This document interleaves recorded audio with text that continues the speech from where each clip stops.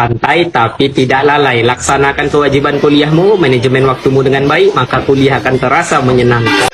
Maaf itu bercanda. Sekarang kita serius.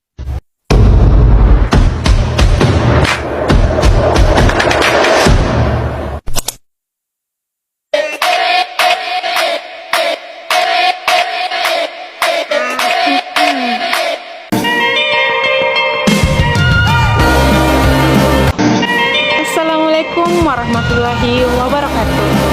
Ada peribahasa bilang bahwa Anda tidak mempunyai kesempatan kedua untuk mempunyai kesan pertama.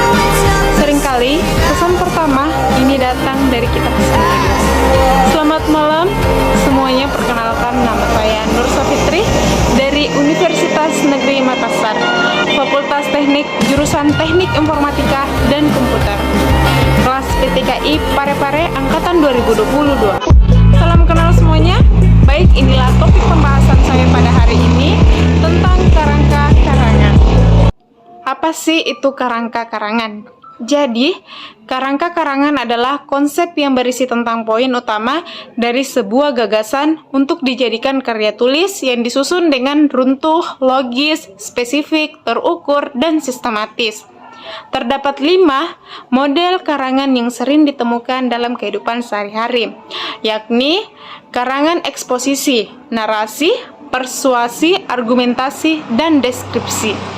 Dalam membuat karya tulis, seseorang pengarang sangat perlu untuk membuat kerangka, agar karya yang dihasilkan bisa sesuai dengan parameter sebuah karya. Selain itu, kerangka juga bisa memudahkan pengarang untuk menghadapi writer's block atau kebuntuan dalam menulis. Kebuntuan dalam menulis biasanya karena kehilangan ide untuk meneruskan ceritanya. Adapun manfaat kerangka karangan adalah penulis bisa mengenali kembali ide dasar dan tujuan awal dari cerita yang dibuat. Dengan mengenali ide dasar cerita, maka alur cerita akan bisa dipersolid dan bisa diperdalam dan diperluas, sehingga pembuatan konflik dan klimaks akan semakin keren dan berkembang.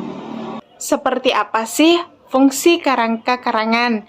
Yaitu bisa mempermudah sebuah karya tulis menjadi runtuh dan sistematis. Karya tulis kerangka karangan memiliki pondasi yang kokoh dalam mengembangkan alur cerita. Kerangka karangan bisa mencegah cerita keluar dari ide awal yang sudah ditentukan. Kerangka bisa membuat penulis mengingat bahasa apa saja yang telah dituangkan. Penulis juga bisa menemukan data dan fakta pendukung untuk mengembangkan ceritanya. Kerangka juga bisa bermanfaat untuk meningkatkan dan mengembangkan gagasan yang ada agar karya tulis atau karangan bisa lebih keren. Selesai. Bercanda guys, apalagi ya? Kayaknya masih ada. Tapi lupa nih, sebentar ya. Oh iya, masih ada. Lanjut guys. Bagi Anda yang ingin membuat kerangka karangan namun masih belum tahu langkah-langkah yang harus ditempuh, yaitu pertama, cari ide atau gagasan cerita dalam kerangka karangan. Gagasan atau ide merupakan buah pikiran dari penulis untuk disampaikan kepada pembaca. Gagasan dapat berbentuk hal abstrak atau kontrak. Sebab gagasan adalah hal subjektif paling bebas dari pengalaman hidup pengarang. Ide bisa dibuat dan dicari dengan cara menenangkan diri atau memperbaiki mood si penulis. Bisa juga datang secara tidak sengaja dan tak diduga-duga. Untuk mengatasi hal tersebut, penulis harus selalu telaten untuk mencatat setiap ide yang datang. Catatan tersebut bisa bermanfaat untuk memiliki tema yang akan disusun untuk mengembangkan cerita yang nantinya bisa dibuat dalam suatu keseluruhan tema. Yang kedua, merumuskan tema dan menentukan judul. Suatu karangan setelah ide atau gagasan sudah terkumpul, Anda bisa memutuskan tema yang akan diciptakan. Tema adalah isi dari seluruh karangan yang akan diciptakan. Putuskanlah tema sesuai dengan minat Anda. Hal ini bisa sangat membantu ketika kita ingin meningkatkan kualitas karangan. Tema tidak harus diungkapkan secara langsung, namun bisa melalui penjelasan tersembunyi agar pembaca bisa menafsirkannya sendiri. Untuk menciptakan cerita yang keren, dibutuhkan tema yang berkreatif. Ciptakanlah sebuah kalimat yang berisi tema cerita yang ingin dalamnya terdapat tokoh utama dan aktivitas yang ada dalam cerita. Yang ketiga, buat alur struktur naratif. Setelah memperoleh tema, sebuah cerita akan lebih terstruktur dengan format naratif yang terdiri dari 3 langkah, yakni eksposisi, komplikasi, dan resolusi. Dengan 3 bentuk ini, sebuah karangan akan menjadi cerita yang lebih clear dan runtut. Masalah, tempat, dan karakter dapat dikembangkan menjadi cerita yang sistematis. Yang keempat, buat talking point.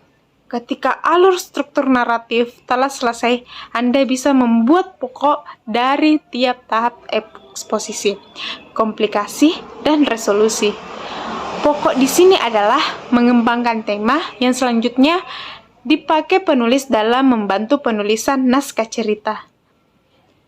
Tiap pokok tersebut harus bisa menjelaskan dari satu chapter cerita. Setiap pokok harus mempunyai karakteristika satu dengan yang lain, agar pembaca bisa menikmati jalan cerita dengan baik. Yang kelima, pokok pembicaraan skenario. Dalam perjalanannya, waktu penulis pasti akan mendapatkan gagasan segar lainnya yang bisa membuat cerita berkembang sehingga bisa merubah pokok pembicaraan pada sebuah cerita. Dalam hal ini, tidak ada masalah yang penting bila pokok pembicaraan terdapat perubahan. Namun, yang paling esensial dalam alur cerita adalah setiap sekuensi cerita harus berada pada benang merah yang berupa. Yang keenam, buat judul. Dalam membuat judul, penulis bisa memikirkannya di akhir, bahkan setelah selesai, karena judul merupakan perwakilan dari seluruh cerita. Maka pakailah kata-kata yang keren agar pembaca bisa tertarik. Seperti halnya contoh sebelumnya, tentang Amelia ingin pergi ke angkasa. Maka judul yang cocok untuk mewakili tema tersebut adalah Space Journey, yang memiliki arti perjalanan ruang angkasa. Baik, demikian yang bisa saya sampaikan. Semoga presentasi ini berfaedah bagi kita semua. Si Mimin tangkap kenari. Saya Nur Safitri, pamit undur diri. Wabillahi taufiq wal hidayah. Wassalamualaikum warahmatullahi wabarakatuh. Oke, kayaknya udah deh. Langsung closing aja ya. Sebentar guys. Pantun dulu lah. Ya kali gak pantun. Ihem. Hari panas sawah membelah. Hutan rimba tempat si rusa. Cakep! Maafkan kalau ada salah. Namanya juga manusia.